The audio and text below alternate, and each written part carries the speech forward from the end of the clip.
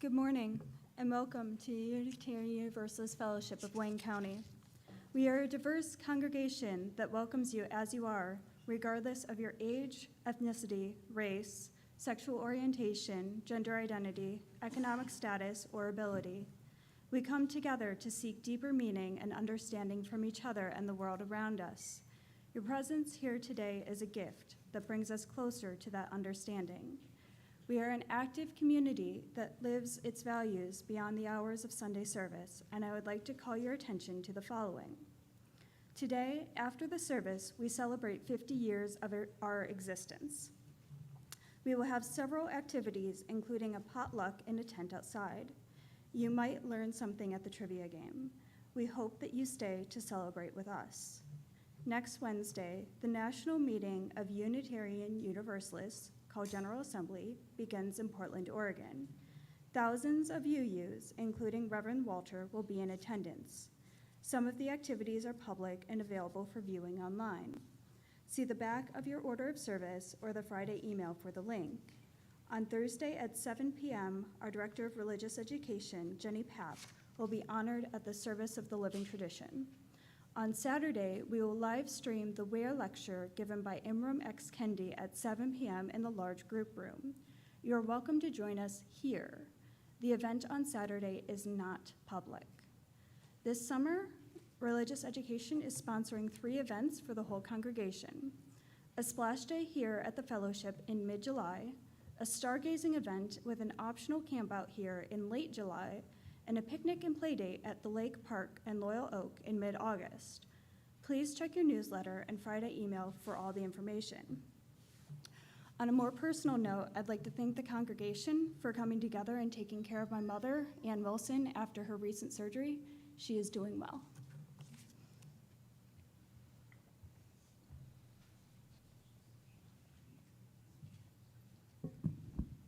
Thank you, Stacy. Glad to hear your mom's improving every day, too. I'm Karen Skubick, the membership coordinator, and this is when we welcome visitors. And besides visitors, we have some folks that we haven't seen in a while, and it's really nice. Well, we have Polly, welcome back from your adventures, and Jane and Elaine here, too, yay. And who else did I see? I saw some other folks that we haven't seen in a while. I know Dave Drum's here somewhere. Where's Dave Drum? Yay, Dave. Very good. Nice to have you here. And who else is? And Julian and Xavier, welcome. So thank you all for coming. This is kind of a special day for us, but I don't see anybody brand new. If there anyone here that I'm missing that hasn't introduced themselves ever and would like to do so, you're welcome to do that. But I don't think there's anyone brand new. So fun day.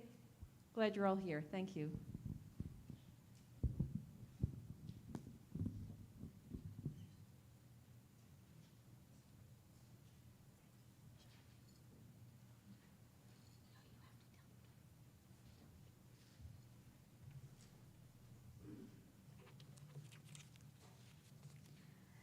Thank you so much for allowing us the opportunity to get to know you better. While we don't have coffee after this, actually we do have coffee after the service. You are all welcome to stay for coffee after the service, as well as the potluck. Now I'd ask you to open your minds and silence your cell phones for our time here together.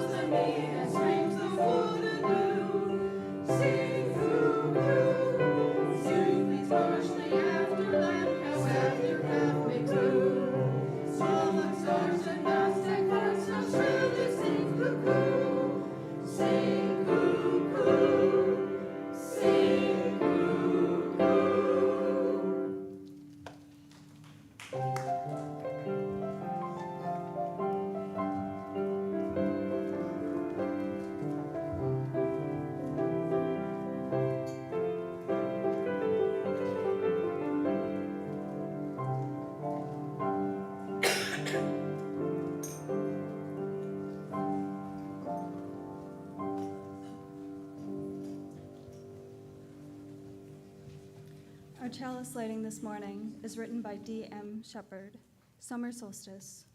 Halfway between the year's bookends of cold, life floating through the trees and grass and flowers, the breeze alive with insect air traffic, days stretching out into what will be night by the time the year ends. If only I could hit pause and make summer last forever. Let us now rise in body or spirit as we sing our opening hymn, Morning Has Come. The music can be found in the Teal Book Hymnal, number 1000.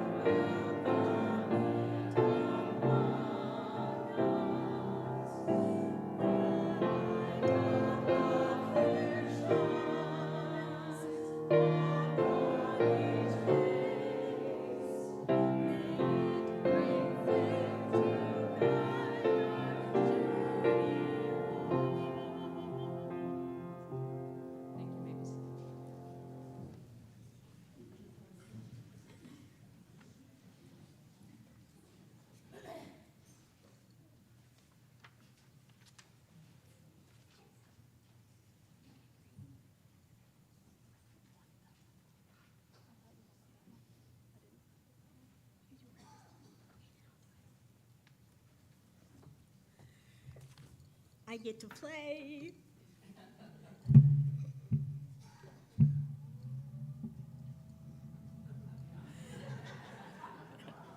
Such a magical day this is. Good morning. Our reading this morning is a poem that I found called We Need to Teach the Children the Old Words by Carolyn Meller.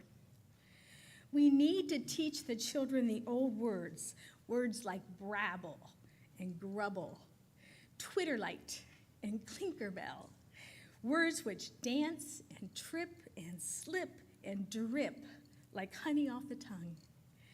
Teach them that a hazy glow of cloud around the moon is called a moon scorch, and that swiftly moving clouds are named carries.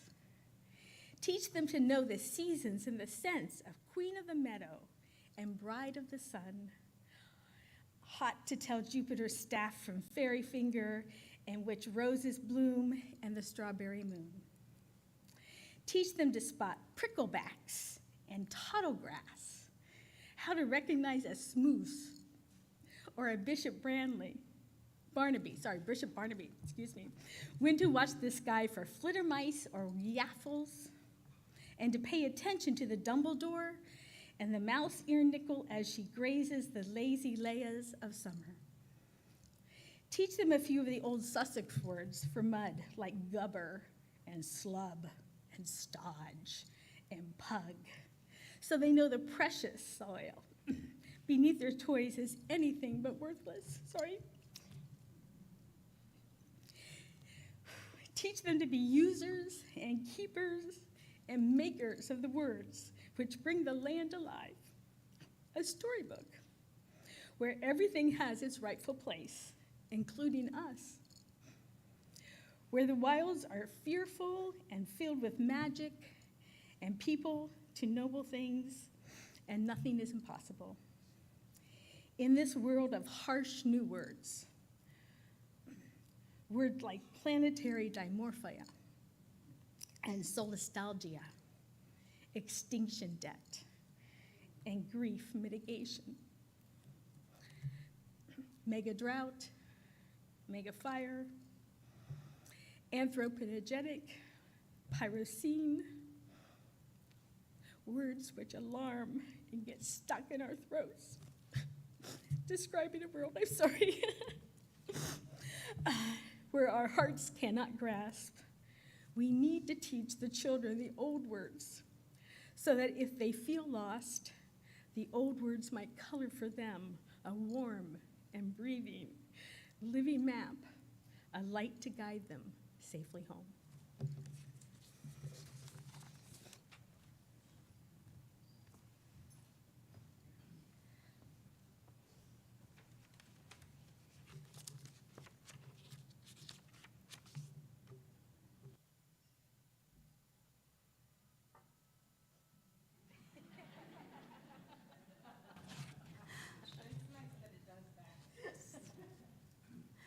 We, as Unitarian Universalists, are people who show up. Whether it be at a protest on the street or visit a friend in need, we are there for those who need us. This includes showing up for our own community. The donations collected ensure that our community is able to consistently show up for those around us. All donations collected today that are not marked for other purposes will be split with the Akron-Canton Regional Food Bank, which provides food and other essential items to members' hunger relief programs in 8 Northeast Ohio counties: Carroll, Holmes, Medina, Portage, Stark, Summit, Tuscarawas, and Wayne. These member programs operate 500 food pantries, hot meal sites, shelters, and other hunger relief programs in the neighborhood and in communities where people need food. We thank you for showing up, however you can, for this community. The offering will now be collected and gratefully received. The Offertory song is Chopin's Nocturne in C minor, Opus 48, number 1.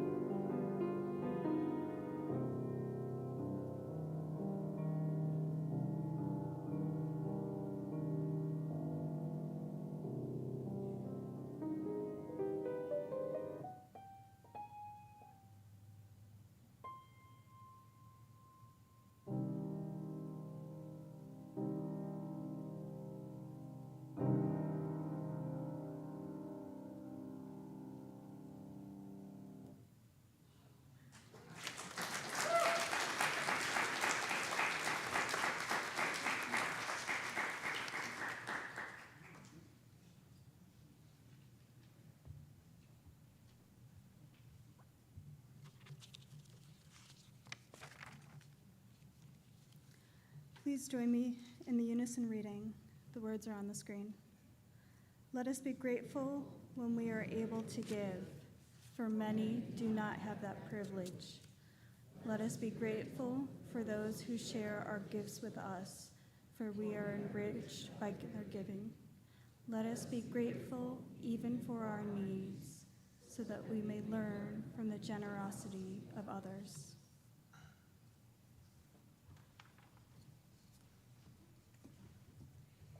And the dueling of the chancellor continues.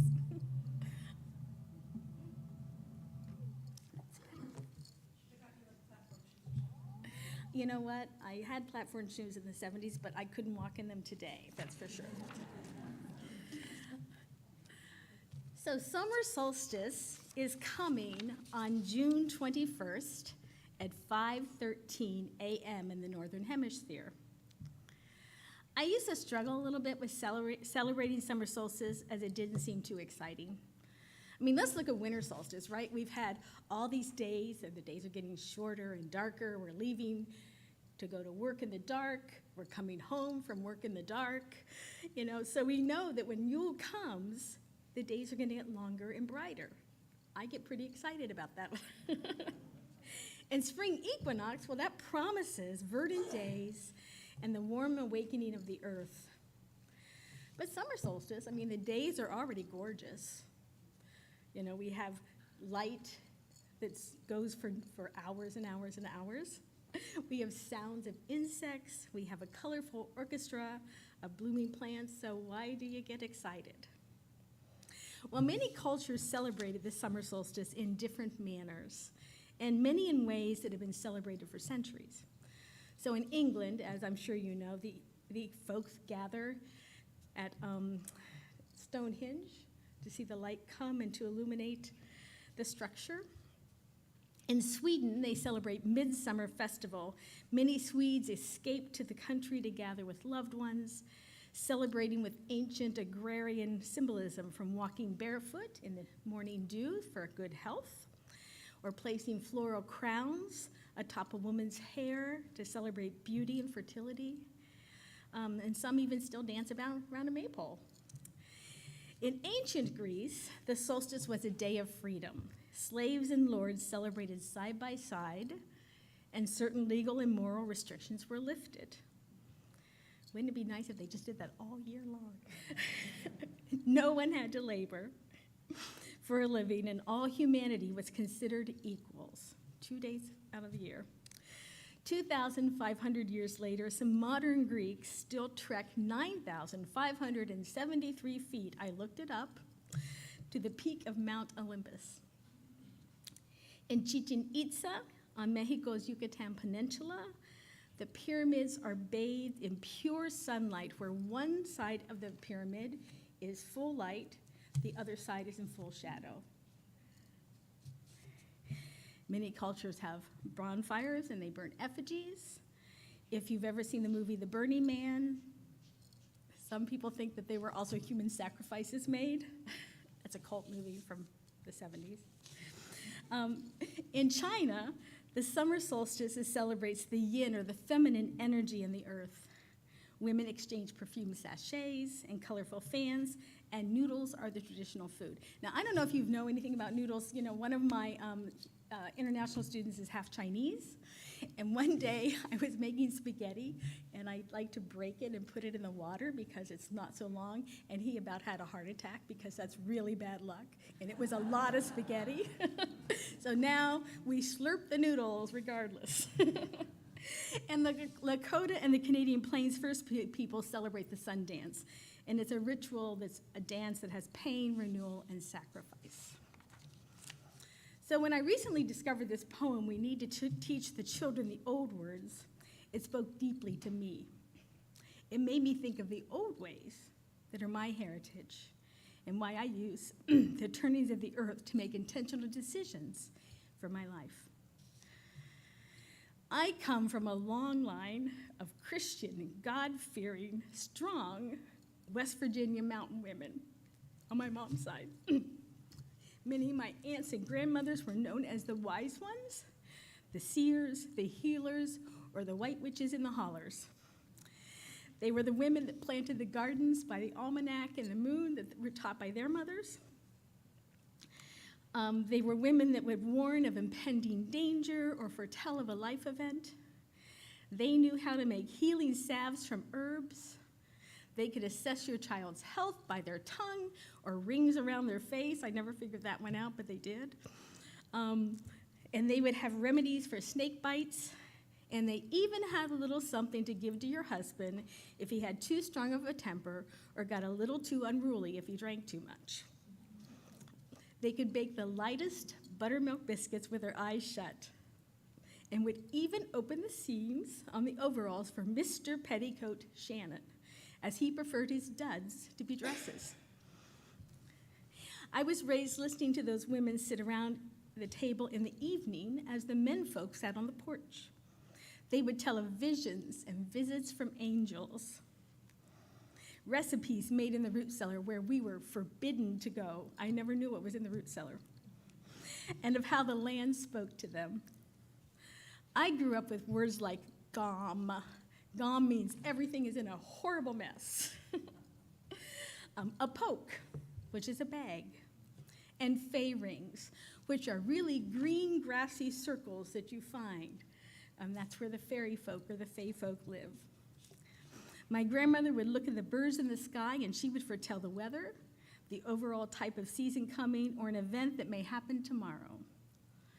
I was taught that spring cleaning involved washing windows and doors with salt water to keep the evil spirits at bay, and a bird hitting the window was a really bad omen, and it meant someone in the family was likely to pass over.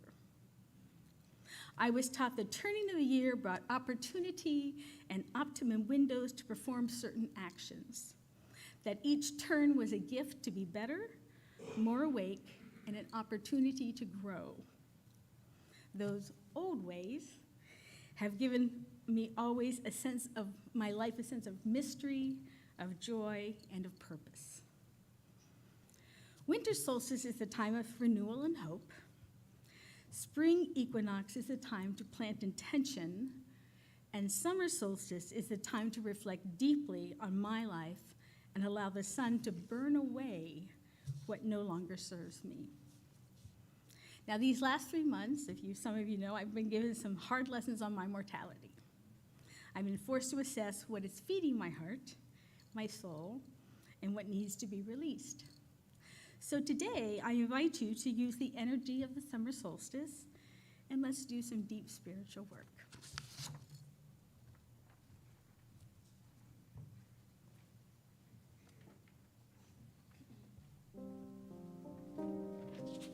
Our second hymn is Chant for the Seasons. The music can be found in the gray hymnal, number 73. We will sing only the third verse.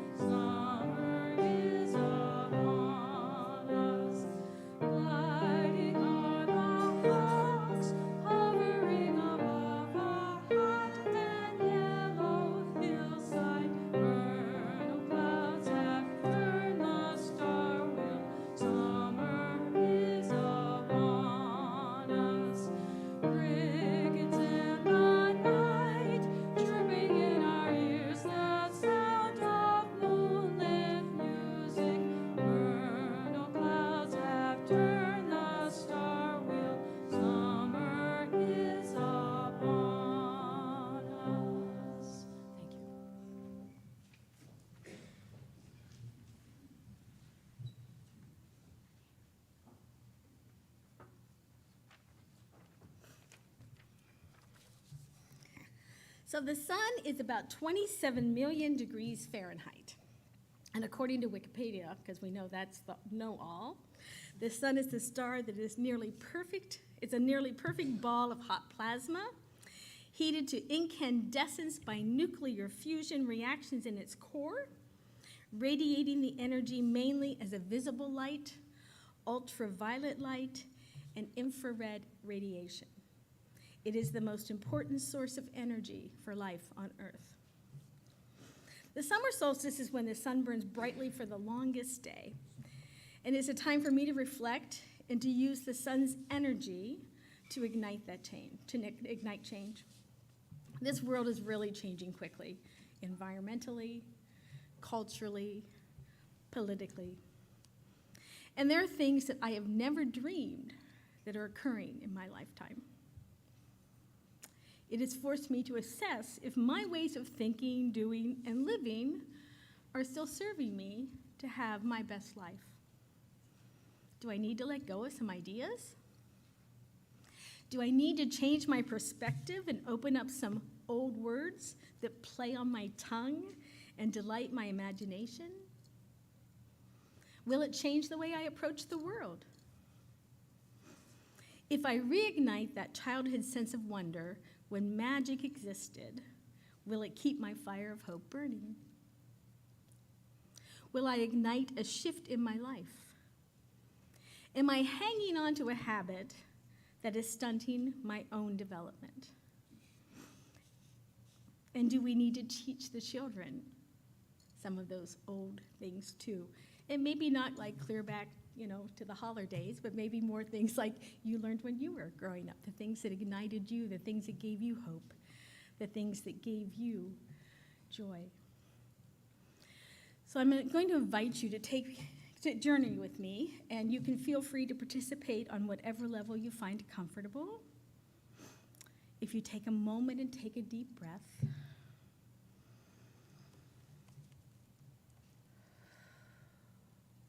And as you take another breath, sit up straight as if there's a cable extending from the crown of your head, and place your feet flat on the floor if you can, and inhale. And as you exhale, release all the busyness in your mind that you hear. If you would like, shut your eyes, and you can imagine yourself feeling the warm rays of sun on your face.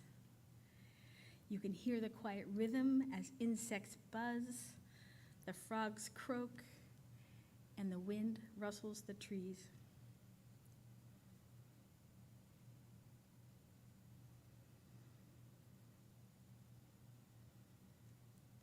With the next breath, take a step outside of yourself and turn to look at your body. What does your face tell you? Is it glowing with joy? Is it shrouded with stress? Is it weary with sadness?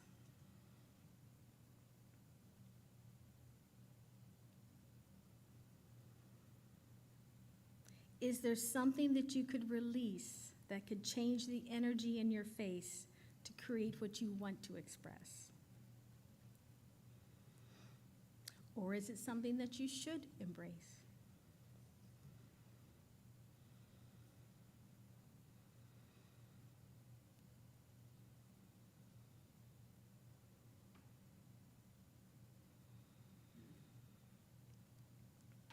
Look at your body.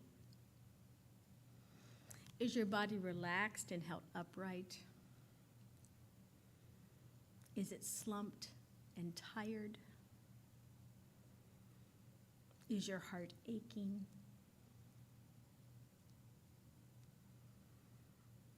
What is keeping you from letting go of those things that take away your life force?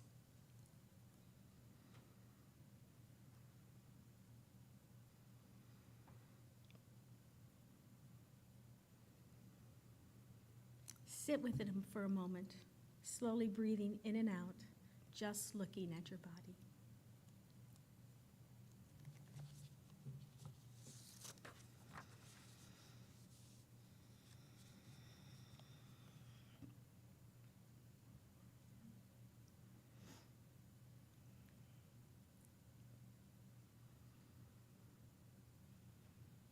Find compassion for that body you see. What can you let go of to be stronger, to to be happier? What can you reclaim to make your life more joyful?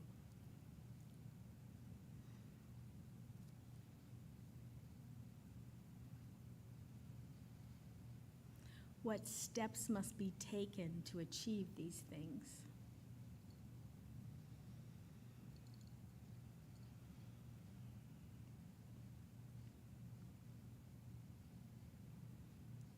As you slowly bring yourself back to this room, take one deep breath and exhale.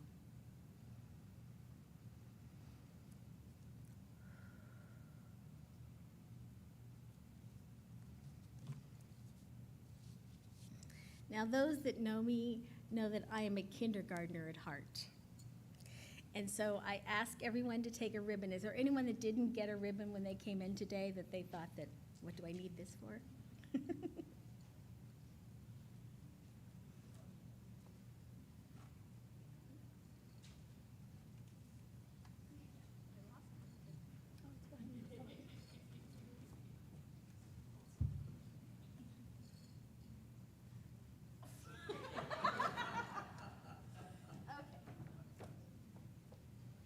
This is the comedic part of the service today. All right, I found my ribbon. Life will go on as we know it. All right. So for me, I always find that some little activity helps me to manifest the things that I'm looking for. So as you recall, if you were here for spring equinox, we planted intentions into an Easter egg.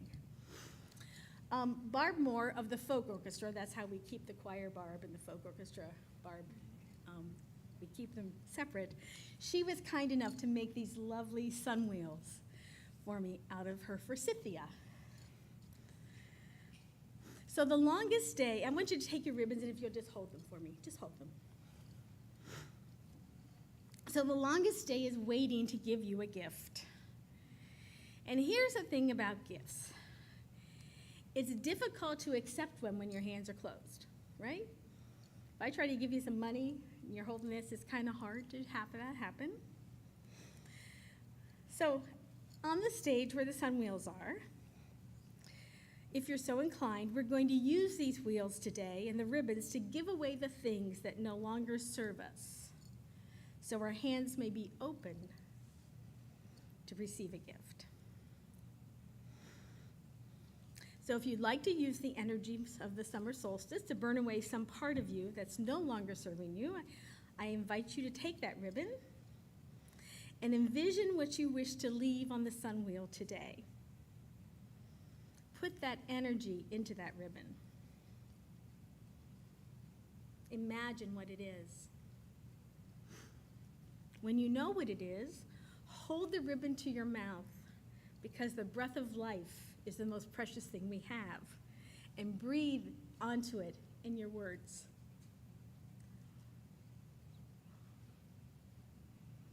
If you like, give that outdated trait to the ribbon. And I made the service a little short today because I know we're going to be partying. I figured everybody would be anxious. So please note that when you tie your ribbon on this, well, let me explain here. So during the postlude, if you are so inclined, I would like you to take your ribbon that has that thing that you want to have the sun burn away from you and tie it on the wheel.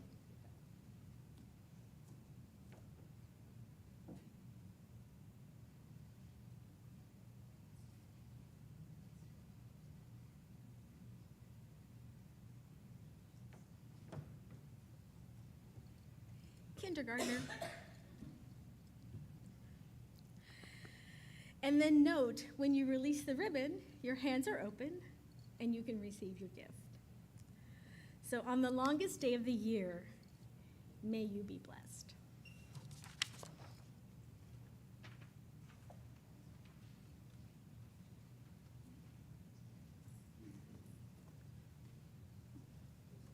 Connect with the sun that keeps you bright and alive. Accept the fire that burns away all you have outgrown, all that no longer serves you. Release it and welcome your future into your present, because today, as the star wheel turns, is also your turning point. Please say with me in unison, say yes to the light. Say yes to my light. Say yes to an old word. Say yes to a touch of magic. Happy summer solstice.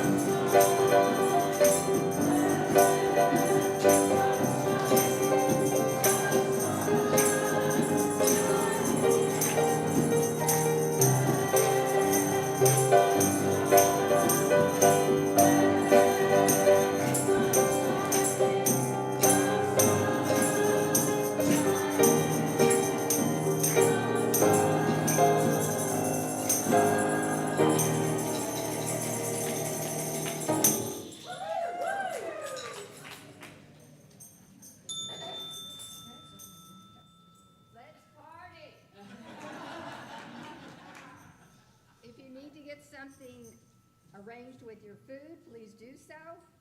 And then the